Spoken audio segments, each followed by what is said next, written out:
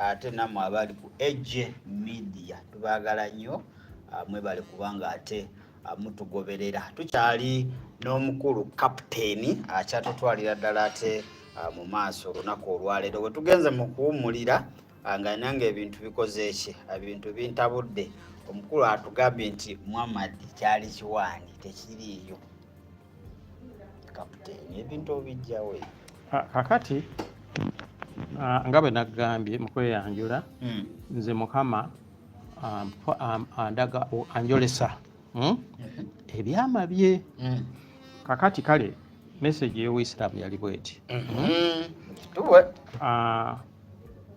nagenda nenfuna ekirooto nga waliwo ku Crusade nga sigiwulirangako ngegenda kubeera waffe eyo. Waliwo wali essomero baliyita Bugwere High School Namirembe e Budaka. Nali sigiwulirangako naye nempulira nendaba omusumba gwe bayita Bishop Joshua Lwere. Nali naye simuwulirangako.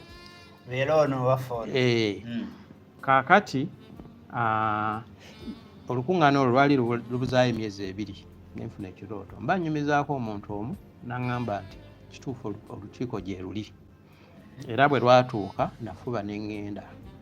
Era President Museveni yajja 2015 yali lulimu. Ekiro ekyo lwe nalaba nga ndi mu maaso nyimiridde mu maaso ga Katonda Kitaffe ne Yesu Kristo. Kitaffe alyoka ŋŋambe nti genda ogamba Abasiraamu nti buli kye bansaba era buli kye baagala kuva gye ndi kyakwasibwa Yesu Kristo. So kakati nze Yesu Kristo okubeera nti obuyinza bwamuweebwa sikisoma mu Bayibuli. Tebansomesa bakinjolesa era sikirinaako okugamba nti nirako Dawudi oba kiki. Wagenda n'okiraba mu Bayibuli nga gwe baakikuwa. Nze baakimpa. Kakati wayisitawo emyezi 3. Ekyo kyaliwo mu May 2015. Mu August nenfuna okwolesebwa okulala nga ndi omu ku balamazi Abasiraamu abalamaga e Mecca. Nange nali omu ku bo mu kirooto. Kati nga tuli awo twetoolodde Kaaba. Nze ebintu by'Ekiyisiraamu nali sirinaako kye mmanyi yadde n'akatono. Kati nesanga bwesanze nga tuli awo kati nga tulinze omusazi saba muyitaani imaamu mwe yali. Kati bwe yajja n'amawulire mapya nti mumanyi ebintu byakyuse nti agulumizibwa Yesu Kristo. Imaamu yayogera ekyo. Yes. Kakati nga bwe kigambo kya Katonda bwe kibeera teri yanyega okujjako okwobeyinga. Yakyogera ali ku Kaaba. Mu lukuŋŋaana lwe ku Kaaba abantu abo bonna ababeera awo batandika okuba mu ngalo nga basinza. Amawulire ge baleese nga basinza Yesu omwana wa Mariamu, Jesus the son of Mary. Ku Kaaba, around the Kaaba mu Masjid al Haram e Mecca. Nze nga ndaba n'amaaso gange ag'omwoyo. Kakati ebintu ebyansobera kubanga saamanya kitegeeza. Naye namanya nti Katonda antumye kubanga luli yaŋŋamba nti genda otume okole ki ogamba Abasiraamu. Naye kati nentandika okukola. Omanyi kati papaasi y'okusoma kuno nga bwe ngambye nti Mukama yanjigiriza yali anteekateeka kukola mulimu guno. Kati nga nina okuyiga research. Okukola research. Tonatandika okukola research. Ngenda okuzuula ng'ekigambo Muhammad kitegeeza the praised one oyo agulumizibwa. Muhammad kitegeeza the praised one. The praised one agulumizibwa. Kati oba Muhammad kitegeeza agulumizibwa ate ze nalaba e Mecca nga bagulumiza Yesu ekitegeeza Yesu yaani ye Muhammad. Kakati twagala tutunuulira ekigambo kino Muhammad. First of all, Muhammad ow'Obuyisiraamu teyalabikirako muntu yenna atali Musiraamu. Otegeera kye ŋŋamba?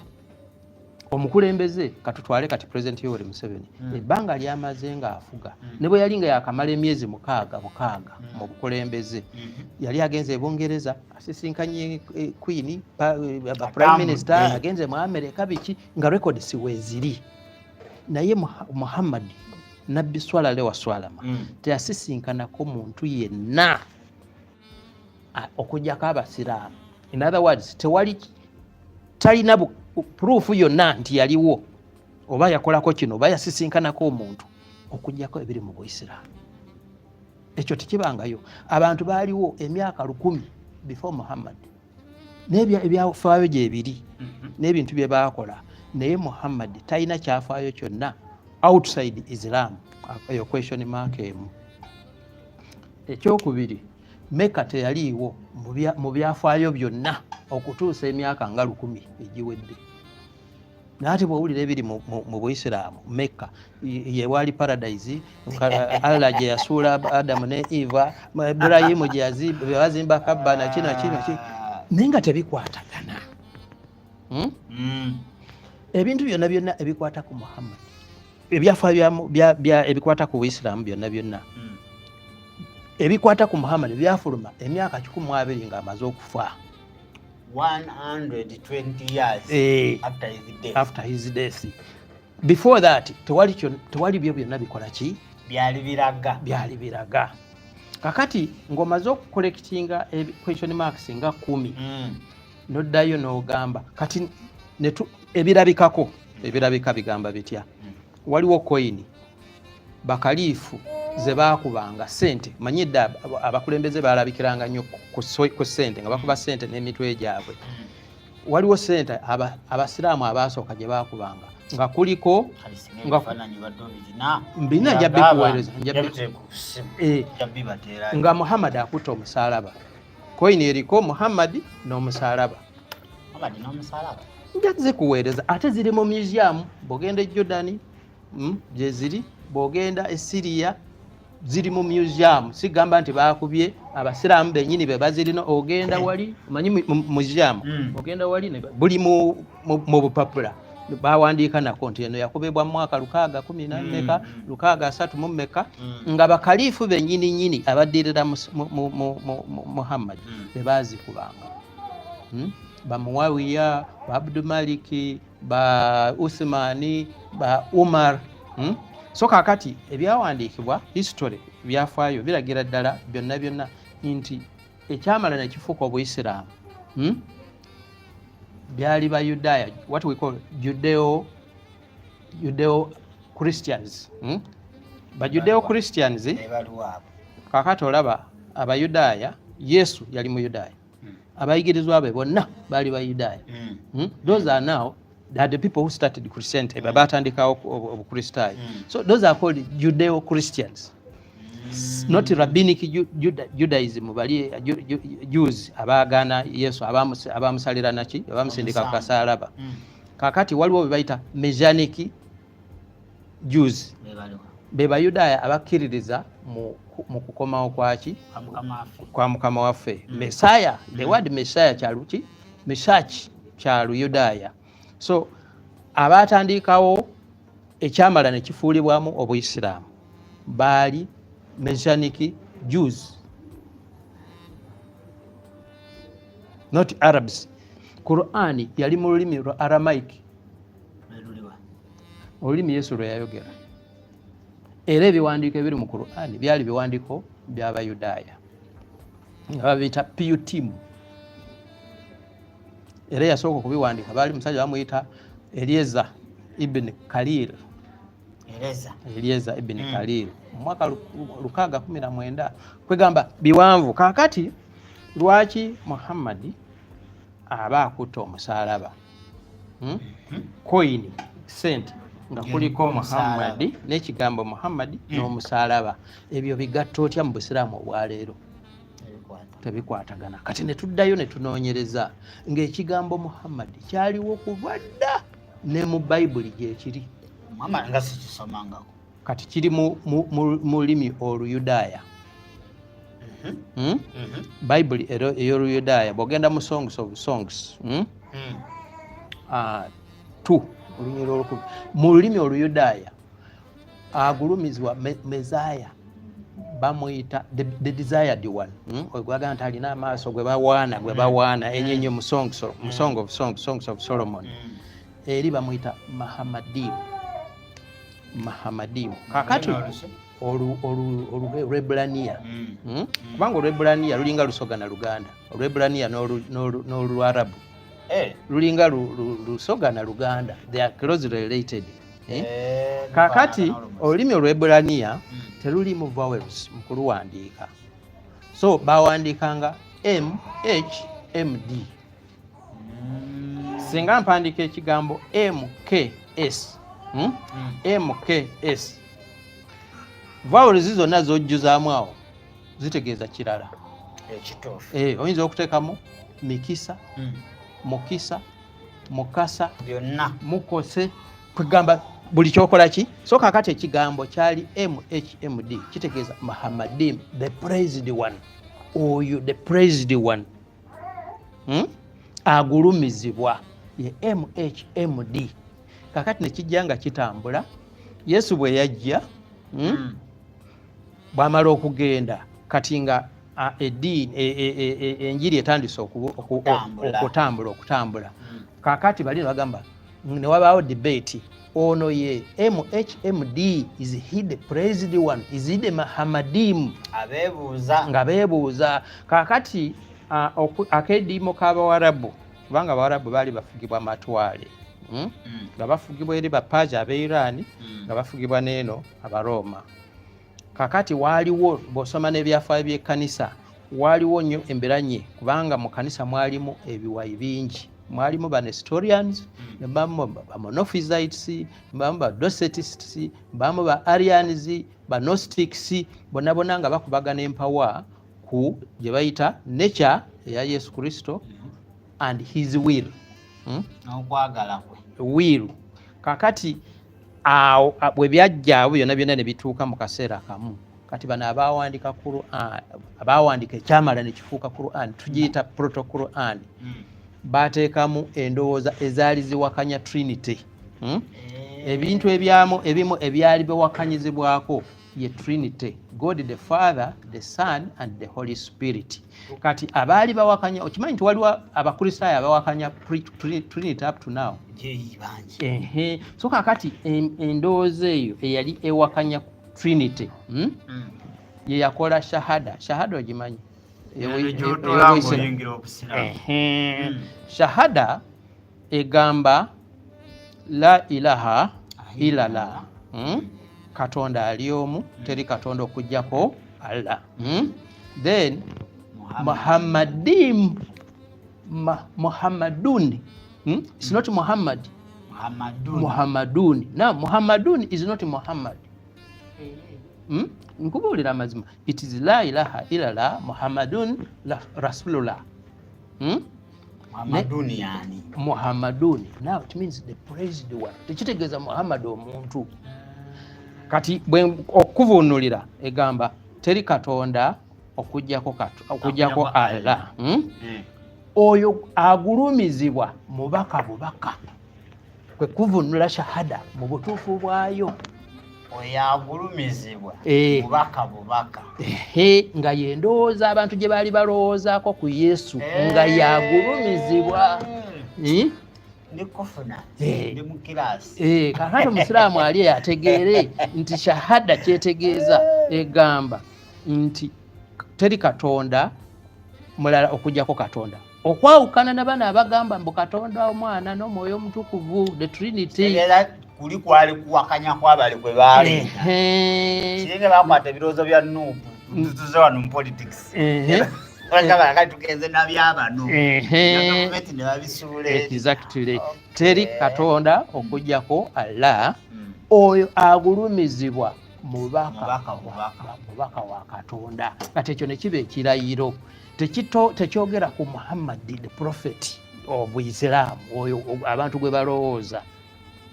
Era tabangayo aweova ekigambo Muhammad.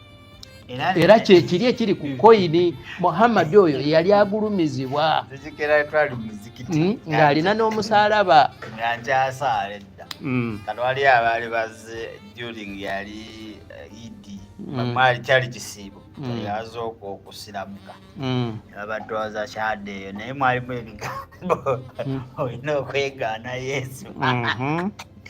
tazaala si mwana wa Katonda. Nibijjukira kati bujjukizi bagambanga abantu abo. Anti kaakati eyo empakanya eyo ne ani agamba ani yeegaana Yesu? Bayudaaya. Teri muntu yenna yeegaana Yesu kuba nti mwana wa Katonda. Naye Omuyudaaya ye ekyattisa Yesu kwe kugamba nti mwana wa Katonda. Era Omuyudaaya yagamba yalayiza abantu. There is a time bwe tusenga tunaba tujja kufuna kata obutambi series kubanga biwanvu. Abayudaaya bwe batwalibwa e Babiloni mwekiri mu Bayibuli. Nebukadineza bwe yajja n'atwala Abayudaaya Abadanieri abo oluvannyuma lw'emyaka 7 kabaka yaddako Darius n'abakkiriza okukomawo naye abakomawo baali batono. Lwaki? Nti Nebukadineza yatwala the elite abasomi n'atwaliramu ne kabaka the royal family yonna yagitwala. Kaakati bwe baatuuka eri ne bamera ne bafuuka bagagga nga be balina amaduuka ng'Abayindi bwe baali wano. Bwe bagoba wano Abayindi bakola ki? Beesuula mu nnyanja. Abamu bagenda Bungereza, abalala Canada nga tebasobola kuddayo wa. N'Abayudaaya bwe batyo bwe baali. Olw'okuba bo tebaabagobaayo bwe baagamba nti muddeyo. Bano Banekemiya ba Ezra baani be baakomawo okuzimba yeekaalu eno Second Temple. Abasigaddeyo ne n'obwakabaka ne busigalayo kubanga kabaka baatwala Jekoyakin era bamuyita Yekoniya. Bwe yatuuka eri yazimba sinagogo ku junction y'omugga Euphrates ne Tigris nga bayita Malka. Ekigambo Malka we kiva. Maka teyali kyovola nti meka terabika mu history kubanga kyali eri kati n'ateeka waliwo ekigambo ky'Oluyudaaya kyada n'agamba nti okubeerawo kwa Katonda kuvudde mu Holy Land. Kifo ekitukuvu. Kati buzze wano kati okubeerawo kwa Katonda mu lulimi Olwebrania bagita Shekina. N'agamba nti Shekina evudde e Yerusaalemi kati eri awo. Era abantu balamaganga wa kubanga okulamaga balamaga awali okubeerawo kwa Katonda. Okubeerawo kwa Katonda okuva e Misiri kwali mutabana mu Ark of the Covenant. Mu tent. Kati tent ye yafuuka temple. Temple eyo yalimu Holy of the Holies nga tube. Si ye Kaba eri tube. Kakati eyo Masjid al-Haram eye Mecca ye temple eye Yerusalemu. Anti kati buli kati wano Holy of Holies. Era emyaka gyonna abantu abatandika abasiraamu balamaganga Makka e Iraq. Byawandiiko byonna weebiri. Al-Hira bagamba ti Muhammad yafuna ekirooto ng'ali mu cave gye bayita Al-Hira. Ne Al-Hira ye capital city y'Abalakmid e Iraq. Bwe bagenda e Makka beetooloola badduka emirundi 7 okuva ku kasozi ke bayita Marwa ne Safa. Ne Marwa ye Mount Moriah Ibrahim kwe yasagala okusaadaakira ani Isaaka. Ye Temple Mountain eri e Yerusalemu gye balwanira kati okuli Masjid al-Aqsa ne Temple Mountain.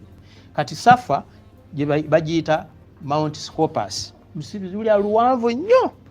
Scopus kigambo kya Luyonaani omuva microscope. Bw'oyimirako olaba eddungu lyonna eri bw'eti. So kati Abayonaani mu biseera bya Alexander the Great be baakyusa erinnya ly'olusozi olwo baaluyitanga Safa. Kati bano ne balutuuma Scopus ng'Abazungu bwe bajja wano ne batuuma Nalubaale ne bagituuma Victoria. Kati bw'onoonya Nalubaale togiraba. So kakati bw'onoonya Safa tomulaba. Naye nga banannyini bakansangwawo the natives they know that's Mount Safa. So Mount Safa and Mount Moriah biri Yerusalemu. Bano babisitula ne babitwalawa e Mecca. Masjid al-Haram kitegeeza ki? Al-Haram watakkirizibwa the prohibited. Ne kubanga Abaroma bwe bagoba Abayudaaya ku temple bamenyawo temple ne bagana okubagoba kakati nefuuka al-Haram gye mwagobebwa omuzikiti kubanga masjid kitegeeza temple.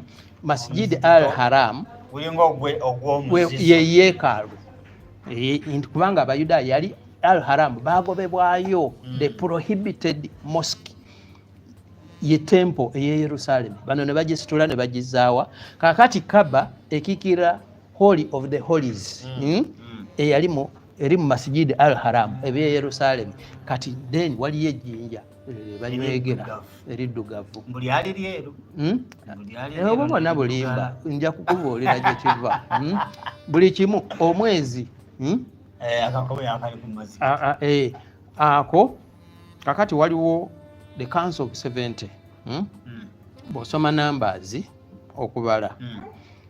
Musa yagamba nti yali azitoowereddwa abaana ba Isirayiri nga Mukama n'amugamba 11 Numbers 11:16 nti nsololezaayo abantu 7 bakuyambeko ku mirimu gyaki. Kakati 7 eyo obwakabaka bwonna eggwanga lya Isirayiri lyajja nga libeera ne kanso eyo of 70 era kanso eyo ey'abantu 7 be baasalira Yesu ki omusango nga babayita Sanhedrin eyali ekulira Kayafa.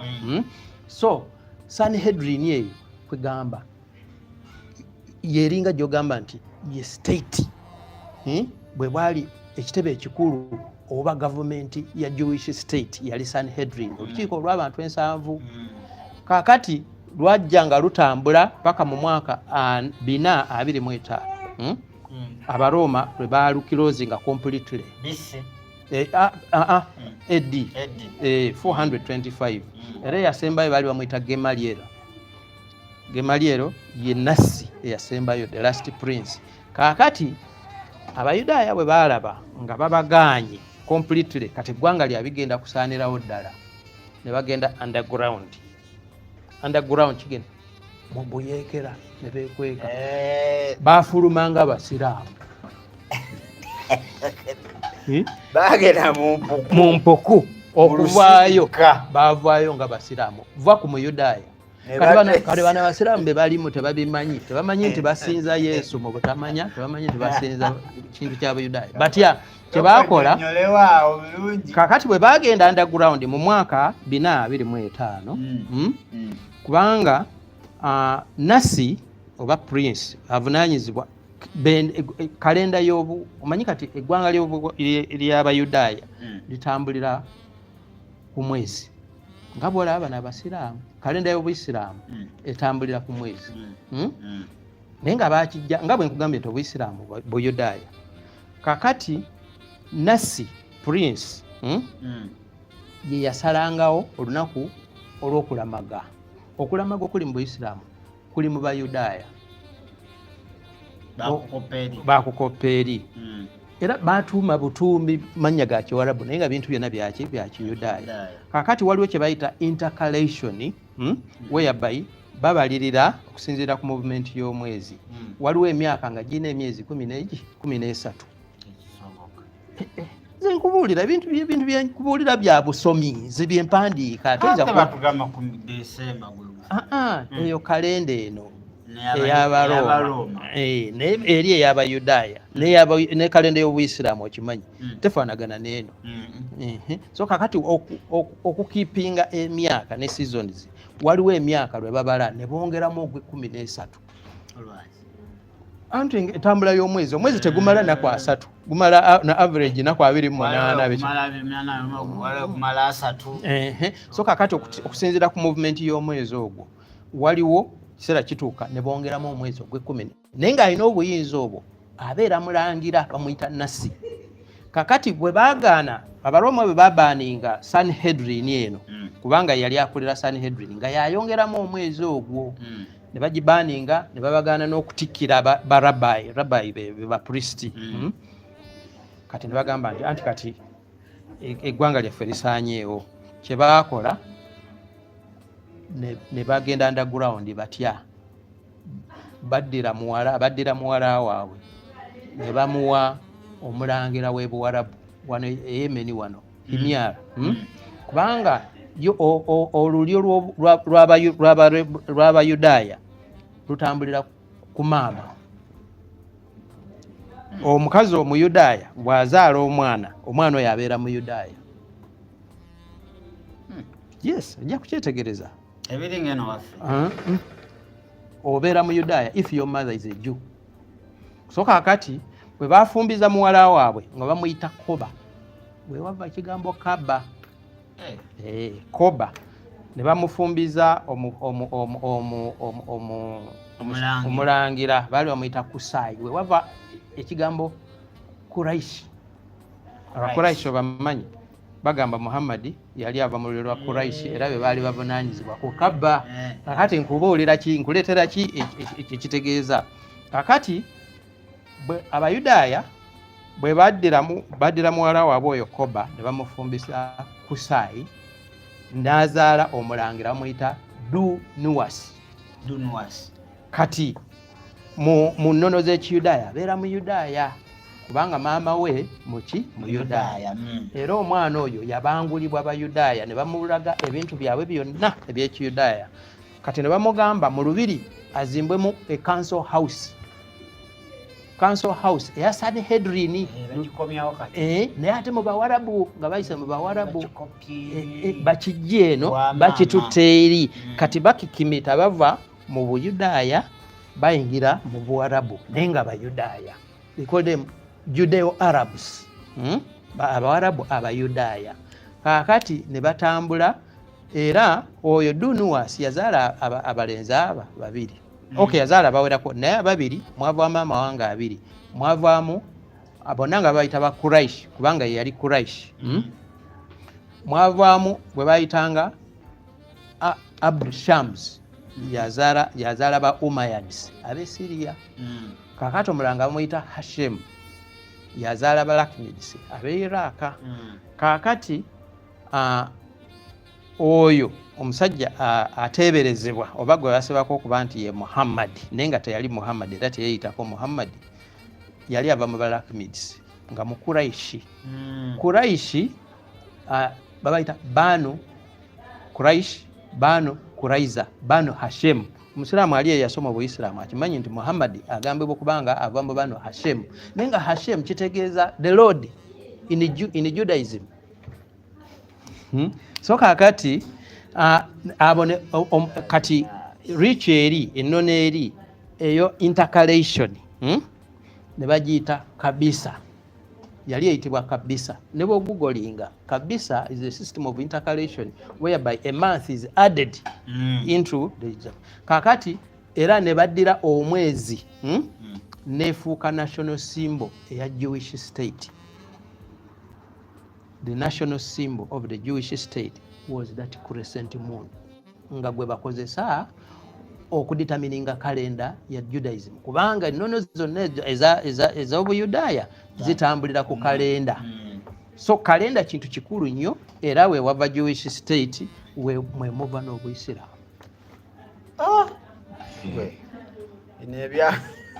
Kubanga Katonda ye bw'akugamba ekintu ekyo kiwanvu nnyo okugamba nti Yesu gwe baali bayita Muhammad. Kubanga ekigambo Muhammad kitegeeza the Messiah, the desired one. Bw'osoma Isaiah 53 the suffering servant. Kubanga kakati Abayudaaya bajja Zakariya, nabbi Zakariya yayogera ku sura ey'omwenda ayogera ku bamezaya aba babiri. Era mu Buyudaaya waliyo Messiah ben Joseph nabayo Messiah ben David. Messiah ben Joseph is the suffering Messiah. We yakubibwa ebikibi kyali mu Isaiah. Kakati ate Ben David is ye muwanguzi olya gwe tulindirira ajja.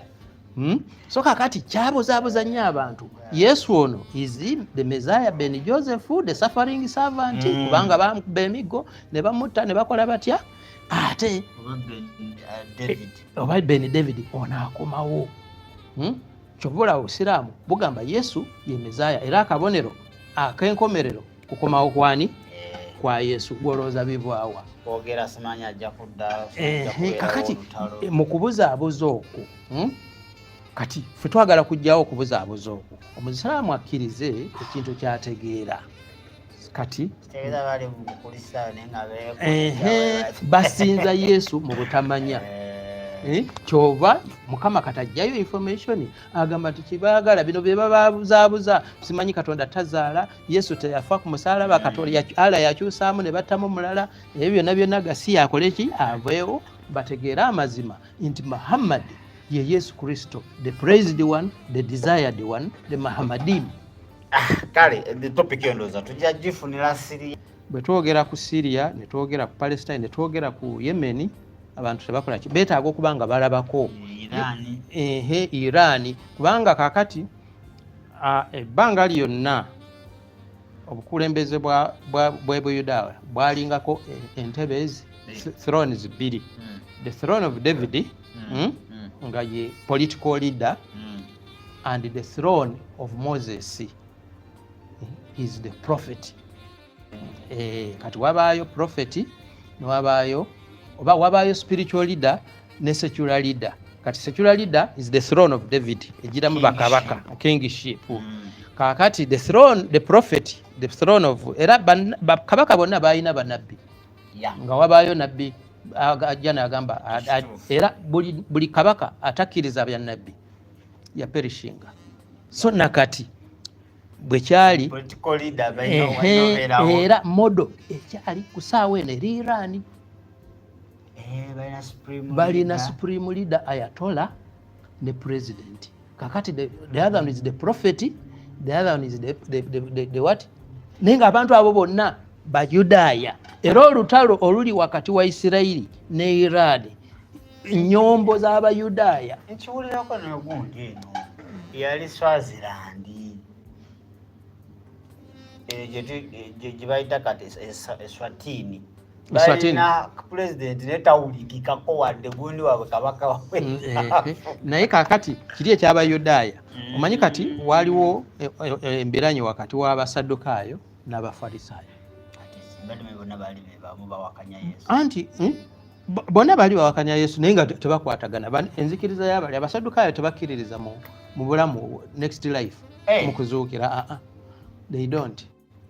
Abasaddukaayo ate be baali abagagga be baali ab'amaanyi. Kaakati ate Abafalisaayo be bavaamu gye tuyita what is now rabbinic Judaism.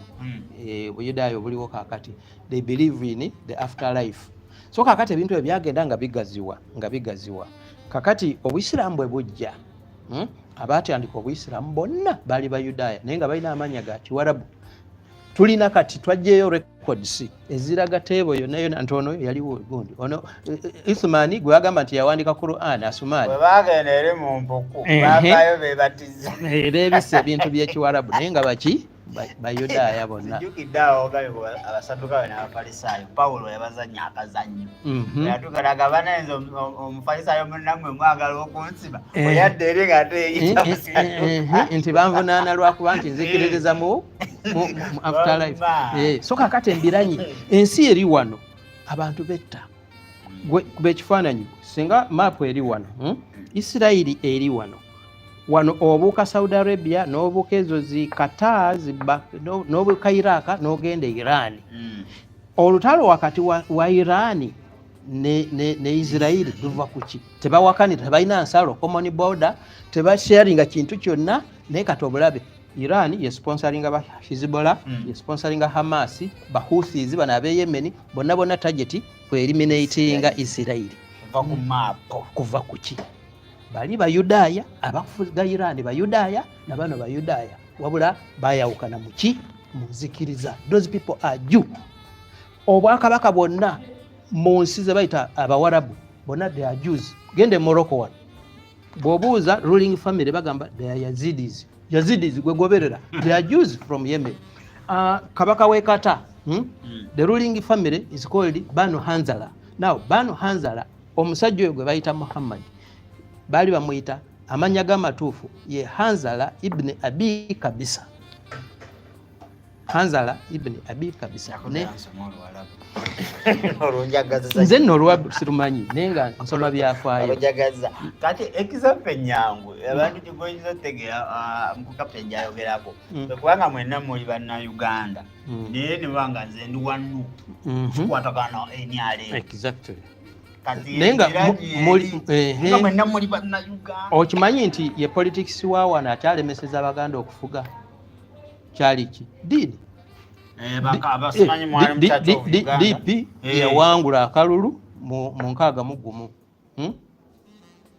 Kabaka kubanga it was Church of Uganda nasalawo ne yegatta n'Obote owa UPC nafuuka UPC Kabaka yeka naye nga tebakkiriza mu Katoliki kukola ki kufuga okumaliriza omuganda akyafuzeeko wano so kakati biri buli wamu bali bantu be bamu era obusiraamu dini ya Kiyudaaya 90% brother beekuba era kati ekitisa abantu abo Yesu yagamba nti buli eyaŋŋaana ekitisa abantu abo Abayudaaya baagaana Yesu Abasiraamu baagaana Yesu kubanga Abayudaaya beebo bonna abaagaana Yesu kubanga gwe weebuuze Katonda ali ludda wa because they rejected the Savior ani agenda okubalokola entalo zonna entalo eziri e Syria entalo eziri Afghanistan eziri Yemen eziri wa byonna it's between Basiraamu na Basiraamu kati okyali bulabi mulungi era muwulira mulungi omukutu ogwa Daily Still Hope ebintu bya Captain bannaye weetaaga okuba nga oli so attentive ate nga owaddeyo nnyo n'omutima ndowooza tugenda kuba tuwumulamuko tugenda kuba nga tudda mu kitundu kyaffe ekyokusatu tugenda ku churches tugambye ziri tujja kufuna obudde bwazo tugenda ku 7 churches of Kampala tusobola okwogerako ku 7 churches kale ndowooza wano ali ku introduction naye tugenda tutandika katukwata siri ku siri ojja kuba nga otegeera byobadde tomanyi baye nali mu Busiraamu naye nga batuvuga supiidi tebakukiriza kusoma gundi gulani y'Oluzungu n'Oluganda anti kakati cult kintu kye bayita cult kikolera mu kyama cult ebeera ya kyama abali ku ntikko bokka bakola ki kakati bano to make it effective eddiini bagikweka mu Luwarabu 90% of Muslims tebategeera Luwarabu bogenda Indonesia, Malaysia, byonna tebakwa kato oli awo oluvannyuma ne bakuterawo amateeka g'olina okugoberera haramu halal tugamba Allah Kurani y'Oluwarabu ogisoma mugenda ofunira empeera era ku lunaku lw'ejja kusalira omusango tewansi akati ebyo byonna kubuza mazima kale nalo ng'aliko kamera alinisa hotelo mu kibuga Jinja Yitiraawo it's a weekend olina mukolo mbaga olina birthday olina anemuunu endowooza gyavudde mu mbaga n'olwaleero amusobola okuba nga ate muyitirako kalisa hotelo ebyokusula obanga bukuzibiddeko mu kibuga Jinja ebisulo birungi nnyo family etagadde singo Yitiraawo ebintu bijja kuba nga ate bitambula bulungi katwetoolemu katono kati kwe tunaakomawo ade 7